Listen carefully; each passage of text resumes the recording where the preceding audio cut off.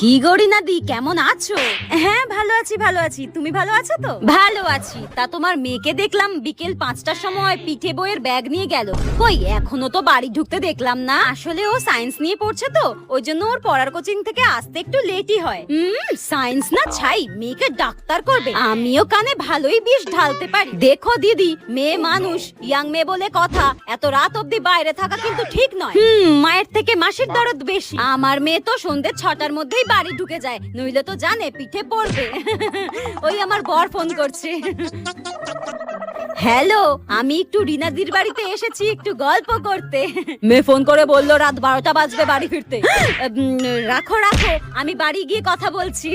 ওই মেয়ে বাড়ি চলে এসেছে, রাতের খাবার বাড়ার জন্য ফোন করেছে। আমি যাই, হ্যাঁ? একটু না নিজের চরকায় তেল দেওয়ার চেষ্টা করো। পাড়ার অন্য মেয়েরা কি করে বেড়াচ্ছে সিসিটিভি ক্যামেরার মতো না তাকিয়ে। আস্তে করে কেটে পড়ি বাবা।